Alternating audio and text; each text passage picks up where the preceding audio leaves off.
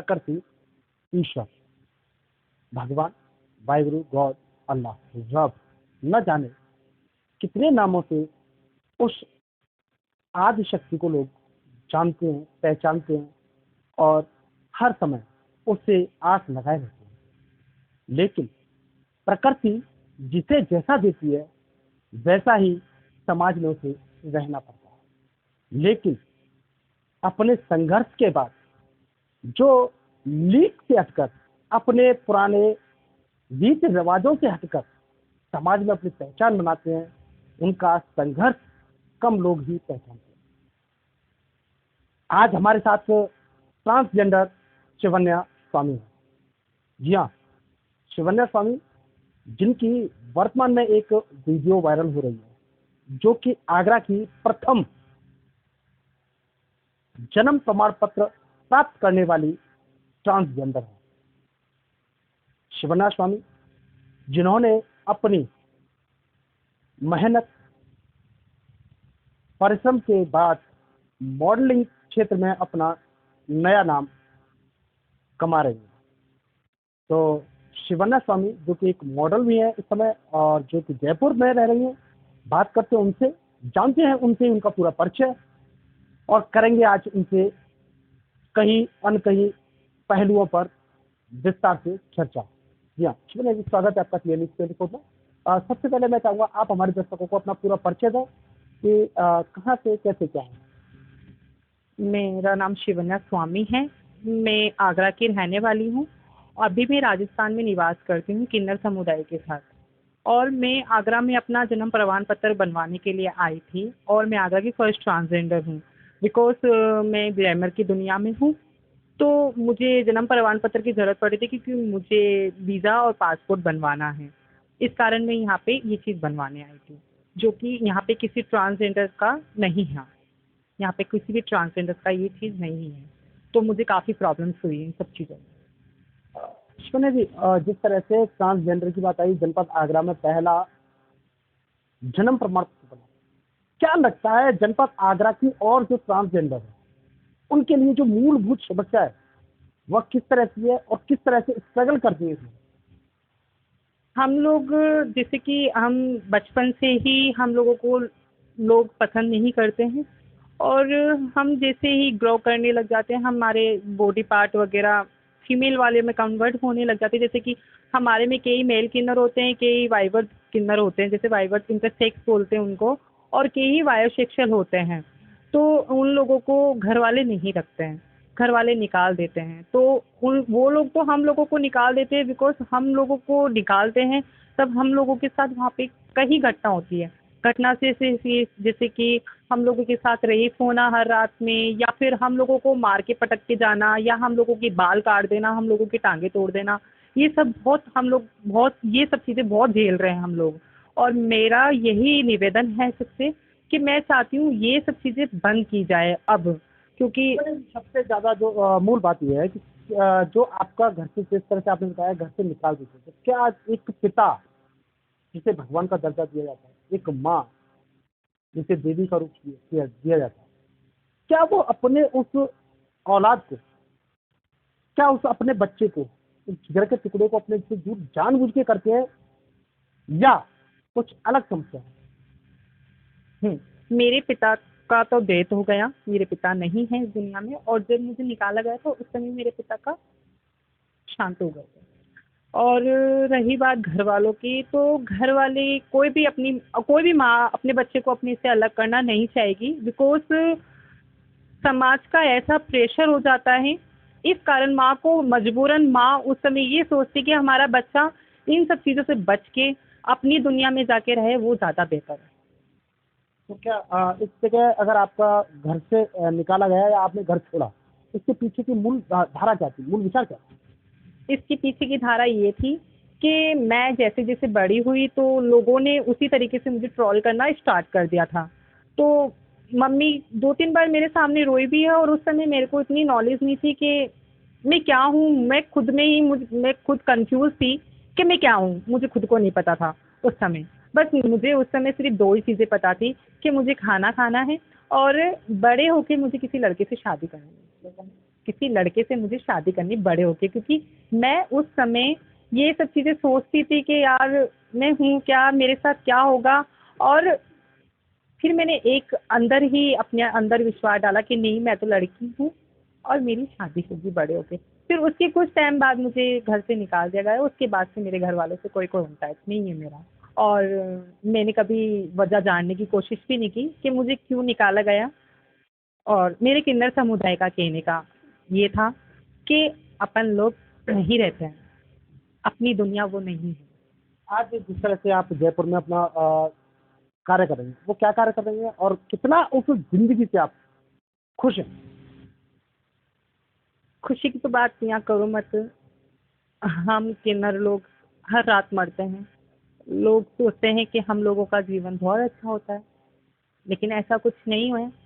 क्योंकि एक बार अगर किसी इंसान को नरक देखना हो ना, तो किन्नर बन के वो जरूर देखे।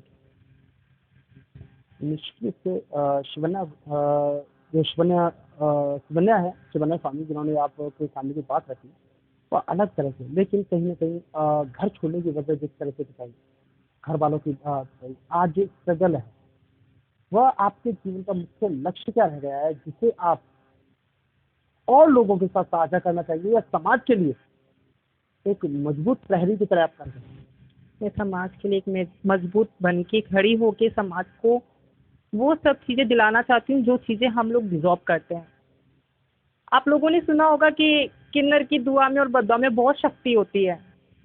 लोग हम लोगों की दुआ पे तो बहुत विश्वास रखते हैं, लेकिन हम लोगों की बद्दुआ पे विश्वास नहीं रखते हैं। और लोग आके हम लोगों से दुआ ज़रूर ले लेते हैं, पर लोगों ने कभी आके ये नहीं पूछा कि आप लोगों को क्या चाहिए। तो मेरा सवाल यहीं पर है केवल, कि आखिर कौन सी ऐसी पीड़ा है, कौन सा ऐसा दर्द है जो आप इस समाज से लेना चाहती हैं, यहाँ के लोग, मुख्य लोगों से लेना चाहती हैं, यहाँ के पुरुषों से लेना चाहती मेरा यहाँ के समाज को यही कहना है कि अगर किसी भी घर में किन्नर पैदा होता है, तो जैसे कि मैं हूँ, मैंने कोई एजुकेशन वगैरह नहीं की। मैं एजुकेशन करना चाहती हूँ अभी भी, और मैं करूँगी, आगे भी करना चाहूँगी। अगर मुझे टाइम मिला इन सब कामों में तो मैं एजुकेशन भी करूँगी। पर मैं समाज से ये बोलूँगी, किन्नर होना कोई श्राप नहीं है, अर्धनारी का वो रूप होता है। अगर किसी के भी घर में किन्नर पैदा होता है तो तुम लोग उसको ऐसे बेसहारा मत छोड़ो। हैं। बेशहारा की बात आती है तो काफी भावुक करने वाली बात आती है, लेकिन सबसे बड़ा जो मूल है वो कहीं ना कहीं समाज की विकृतियां हैं। समाज को एक बेटा या बेटी चाहिए, लेकिन ट्रांसजेंडर जिस तरह से संघर्ष करते हैं, उनका जो सबसे ज्यादा खतरनाक जो संघर्ष होता है वो कौन सा होता है, जिस संघर्ष से आप गुजरे हैं और कभी अकेले में, कभी भीड़ में भी अपने आप को तनहा सोचा है, वो कौन सा था? वो संघर्ष यही होता है हम लोगों का, जब हम लोगों को अपने घर वाले, खुद के हमारे घर वाले हम लोगों को निकालते हैं। और जब बाहर ट्रांसजेंडर बाहर निकलती है, वो हर रात हर चीज़ से लड़ रही होती है। वो खुद से लड़ रही होती है, वो घर से लड़ रही होती है, तो वो माइंडली डिस्टर्ब हो जाती है। लोगों का मानना ऐसा होता है कि मैंने बहुत करीबी से दुनिया देखी है। मैं काफ़ी छोटी थी जब से मैं इस दुनिया को देख रही हूँ। मुझे काफ़ी लोगों ने यूज़ करने की कोशिश की है। मैं यहाँ नाम नहीं लेना चाहूँगी, पर काफ़ी लोगों ने मुझे यूज़ करने की कोशिश की है। और उस समय आज तो मैं खुद अपने हक के लिए खड़ी हो जाती हूँ। अपने हक के लिए मैं आज, अगर मुझे कोई रोड पे कोई कुछ बोल भी देना, तो मैं आज खुद में इतनी हिम्मत रखती हूँ कि मुझे ताली बजाने की या कपड़े उतारने की मुझे ज़रूरत नहीं पड़ेगी, क्योंकि बिकॉज मैंने बहुत नॉलेज ली है। अब अगला सवाल है, क्या आज भी आपके संपर्क आपके अभिभावकों से, आपके माता पिता से, अपने परिवार वालों से? जी नहीं। नहीं। अच्छा, कभी उनको छोड़ने का कभी दुख दर्द इस तरह की बात नहीं? नहीं, मेरा कभी कभी मेरी सिस्टर से और मेरे भाई से बात हो जाती है, और मैंने कभी मेरा दर्द किसी से शेयर नहीं किया, बिकॉज मुझे ऐसा लगता है कि मैं बहुत मजबूत हूँ। लोग चाहे हम लोगों को किसी भी तरीके से देखें, और मैं किन्नरों को भी ये मैसेज देना चाहूँगी कि तुम लोग जैसे आत्महत्या करते हो, या फिर बहुत हम लोगों में बहुत से ऐसे किन्नर है जो डिप्रेस होने के बाद खुद को या तो बंद कर लेते हैं या फिर खुद की ज़िंदगी ख़त्म कर देते। तो ये सब चीज़ें बंद करो और समाज से लड़ो, अपना हक लो। अभी हमारे साथ शिवन्या स्वामी ने जिस तरह से कहा है कि समाज के साथ स्ट्रगल करना, उनके साथ लड़ना, उनके साथ संघर्ष करना एक व्यक्ति का व्यक्तित्व है। जी हाँ, आपको बताते चला यह शिवन्या स्वामी, जी हाँ, जनपद आगरा की पहली ट्रांसजेंडर जो कि जयपुर में मॉडर्न है, उनसे वार्ता चल रही थी जिसमें उन्होंने काफी कुछ पहलू रखे, लेकिन एक पहलू अभी भी मेरे विचार में आ रहा है कि जो जिस तरह से बर्थ सर्टिफिकेट है या आधार कार्ड है या निवास प्रमाण पत्र है या अन्य तरह की जो कागजी कार्रवाई है, उन्हें लेकर के क्या कहना चाहिए? क्या उस प्रकृति की आप नहीं जो सभी लोग हैं? मैं पहला तो यहाँ से सरकार को ये मैसेज देना चाहूँगी कि हम लोगों के लिए अलग से, जैसे हम लोगों को सब समाज ने हम लोगों को अलग कर रखा है सब चीज़ों से, सब अधिकारियों से, कि हाँ भाई तुम लोगों का ये अधिकार नहीं है, तुम लोग ऐसे नहीं हो, तुम लोग यहाँ नहीं रह सकते हो। तो वैसे ही मैं सरकार को ये चीज़ मैसेज दूंगी कि पहला आप लोग हमको एक सिंगल विंडो बनवा के दें जहाँ जितने भी ट्रांसजेंडर्स हैं वो जाके अपने डॉक्यूमेंट बनवा सकें। डॉक्यूमेंट में सारे डॉक्यूमेंट जो एक नॉर्मल इंसान के पास होते हैं वो सारे डॉक्यूमेंट बना के दे ट्रांसजेंडर को, ठीक है। प्लस मैं आगरा शहर के अंदर एक अनाथ आश्रम खोलना चाहूँगी, उसके लिए मुझे हेल्प लेनी पड़ेगी और सरकार को करना पड़ेगा, क्योंकि एक छोटे से मैसेज से क्या पता। अनाथ आश्रम किस तरह का अनाथ आश्रम, बच्चों के लिए या ट्रांसजेंडर वाला? ट्रांसजेंडर वाला। ट्रांसजेंडर, जी, निश्चित रूप से ट्रांसजेंडर के लिए जिस तरह से अनाथ आश्रम खोलने की बात कही गई, लेकिन एक और अभी इसमें प्रश्न निकल के आ रहा है, आखिर शिक्षा किस तरह से देखिए आप शिक्षा को? शिक्षा कितनी महत्वपूर्ण है और आपने कितनी शिक्षा ग्रहण? मेरी गुरु ने मुझे बहुत शिक्षा दी है और शिक्षा में मैंने यही पाया है अभी तक कि मुझे खुद के लिए लड़ना है और मैं लड़ के इस ज़माने से, पूरे ज़माने से अपना अधिकार भी लूँगी। और अब किस चीज़ में काम कर रही हैं? मैं मॉडलिंग में काम कर रही हूँ। मॉडलिंग में आज आप अपनी जो जीवन शैली है उससे कितनी सेटिस्फाइड है और अभी क्या कुछ बाकी है जिसके लिए आप संघर्ष करेंगे? मॉडलिंग में मेरे को बहुत खुशी मिलती है और मैं जब फर्स्ट टाइम गई थी वहाँ, उस समय वहाँ पे लोगों ने मुझे काफ़ी ट्रोल किया, लेकिन वहाँ की कुछ लोगों ने मुझे सपोर्ट किया। वो कहते हैं ना कहावत में कि जहाँ 5 लोग सपोर्ट करने वाले मिलते हैं तो वहाँ 500 गिराने वाले मिलते हैं। और ख़ास करके हम लोगों के साथ तो ये चीज़ होता ही है कि ये लोग क्या करेंगे इस चीज़ का। अच्छा, जब मॉडलिंग वगैरह की बात आती है तो क्या वहाँ पर लिंग पूछा जाता है, पुरुष या महिला? सॉरी टू से उन लोगों ने मुझसे कोई भी ऐसा सवाल नहीं किया, बस उन लोगों ने मुझे ये बोला था कि हमको पता है आप क्या हो, पर हम लोग चाहते हैं आपको एक मौका देना। आपने वहाँ जब परफॉर्मेंस दी तो आप अपने आप को किस तरह से रिप्रेजेंट करते हैं? अपने आप को ट्रांसजेंडर या मेल फीमेल? मैं किन्नर ही बन के वहाँ परफॉर्म कर रही थी, ना कि ना तो मैं खुद को फीमेल समझती हूँ, क्योंकि कहते हैं ना अगर माइंड में तुम गलतफहमी पालते हो तो वो कभी कभी तुम्हारे जीवन के लिए बहुत खराब चीज़ हो जाती है। तो मैं ऐसी माइंड में गलतफहमियाँ नहीं पालती हूँ। आत्महत्या की, सुसाइड की, उसे लेकर के एक सवाल, अंतिम सवाल होगा, आखिर क्या वजह है इस सुसाइड के लिए इस तरह से कदम उठाते और क्या वजह रहेगी तो सुसाइड न करें?